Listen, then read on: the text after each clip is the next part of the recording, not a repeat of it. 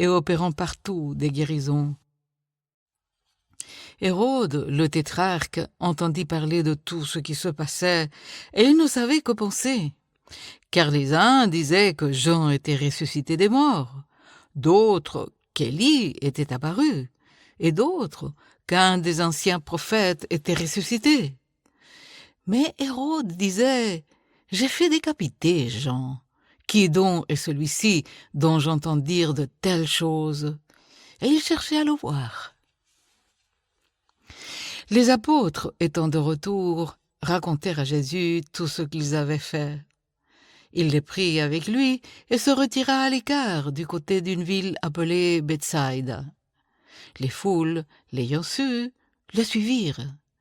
Jésus les accueillit et il leur parlait du royaume de Dieu. Il guérit aussi ceux qui avaient besoin d'être guéris. Comme le jour commençait à baisser, les 12 s'approchèrent et lui dirent « Renvoie la foule, afin qu'elle aille dans les villages et dans les campagnes des environs pour se loger et pour trouver des vivres, car nous sommes ici dans un lieu désert. » Jésus leur dit « Donnez-leur vous-même à manger. » Mais ils répondirent « Nous n'avons que 5 pains et 2 poissons, à moins que nous n'allions nous-mêmes acheter des vivres pour tout ce peuple. » Or, il y avait environ 5000 hommes. Jésus dit à ses disciples « Faites-les asseoir par rangées de 50. » Ils firent ainsi, ils les firent tous asseoir. Jésus prit les 5 pains et les 2 poissons, et levant les yeux vers le ciel, il les bénit. Puis il les rompit et les donna aux disciples afin qu'ils les distribuent à la foule. Tous mangèrent et furent rassasiés, et l'on emporta 12 paniers pleins des morceaux qui restaient. Un jour que Jésus priait à l'écart et ayant avec lui ses disciples, il leur posa cette question « Qui suis-je au dire des hommes ?» Ils répondirent « Jean-Baptiste, les autres Élie, les autres quelqu'un des anciens prophètes est ressuscité. » « Et vous ?» leur demanda-t-il, « qui dites-vous que je suis ?»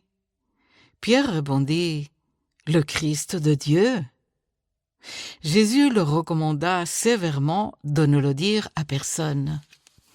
Il ajouta qu'il fallait que le Fils de l'homme souffre beaucoup et qu'il soit rejeté par les anciens, par les principaux sacrificateurs et par les scribes, qu'il soit mis à mort et qu'il ressuscite le 3e jour. Puis il dit à tous, « Si quelqu'un veut venir après moi, qu'il renonce à lui-même et qu'il se charge chaque jour de sa croix et qu'il me suive. Car celui qui voudra sauver sa vie la perdra, mais celui qui la perdra à cause de moi la sauvera. Et que servirait-il à un homme de gagner tout le monde s'il se détruisait ou se perdait lui-même? Car quiconque aura honte de moi et de mes paroles, le Fils de l'homme aura honte de lui quand il viendra dans sa gloire, et dans celle du Père et des saints anges. Je vous le dis en vérité, quelques-uns de ceux qui sont ici ne mourront point qu'ils n'aient vu le royaume de Dieu. » Environ 8 jours après qu'il eut dit ces paroles, Jésus prit avec lui Pierre, Jean et Jacques, et il monta sur la montagne pour prier.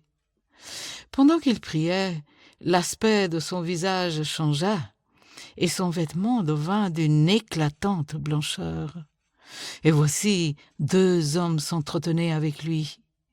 C'étaient Moïse et Élie qui, apparaissant dans la gloire, parlaient de son départ qu'il allait accomplir à Jérusalem.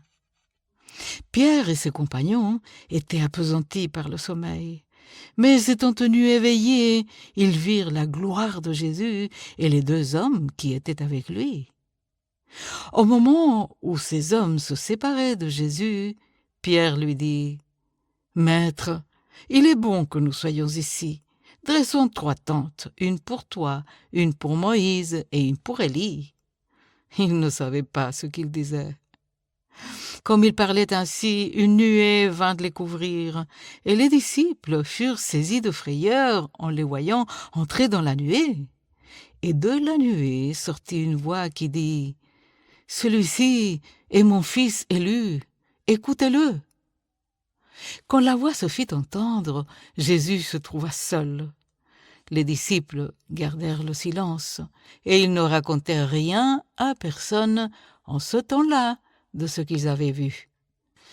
Le lendemain, lorsqu'ils furent descendus de la montagne, une grande foule vint au-devant de Jésus.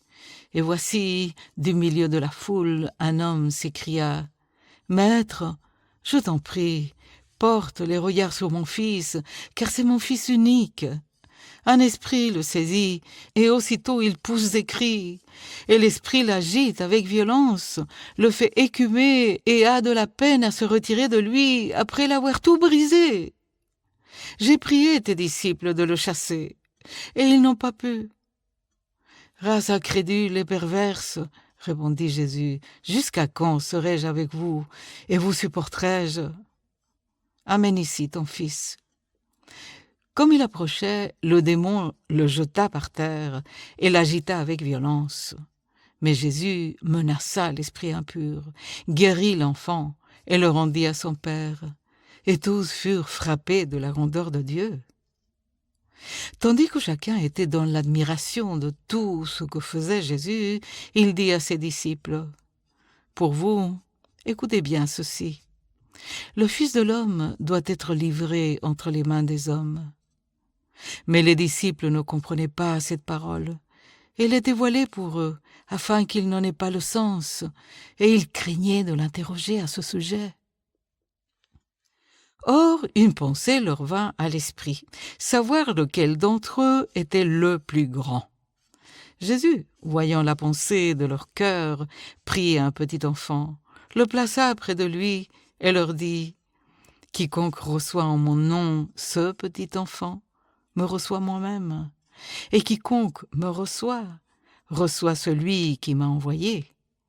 Car celui qui est le plus petit parmi vous tous, c'est celui-là qui est grand. »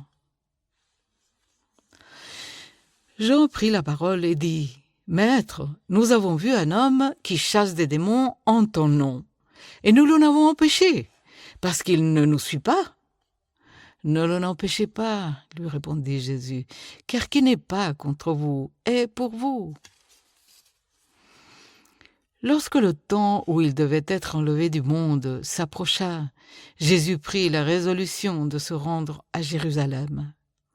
Il envoya devant lui des messagers qui se mirent en route et entrèrent dans un bourg de Samaritains pour lui préparer un logement. Mais on ne le reçut pas, parce qu'il se dirigeait sur Jérusalem. Les disciples, Jacques et Jean, voyant cela, dirent « Seigneur, veux-tu que nous commandions que le feu descende du ciel et les consume ?» Jésus se tourna vers eux et les réprimanda, disant « Vous savez de quel esprit vous êtes animés, car le Fils de l'homme est venu non pour perdre les âmes des hommes, mais pour les sauver. » Et ils allèrent dans un autre bourg. Pendant qu'ils étaient en chemin, un homme lui dit « Seigneur, je te suivrai partout où tu iras. » Jésus lui répondit « Les renards ont des tanières, et les oiseaux du ciel ont des nids, mais le Fils de l'homme n'a pas un lieu où il puisse reposer sa tête. » Il dit à un autre « Suis-moi. » Et il répondit « Seigneur, permets-moi d'aller d'abord ensevelir mon père. » Mais Jésus lui dit « Laisse les morts ensevelir les morts, et toi, va annoncer le royaume de Dieu. » Un autre dit « Je te suivrai, Seigneur, mais permets-moi d'aller d'abord prendre congé de ceux de ma maison. » Jésus lui répondit « Quiconque met la main à la charrue et regarde en arrière n'est pas propre au royaume de Dieu.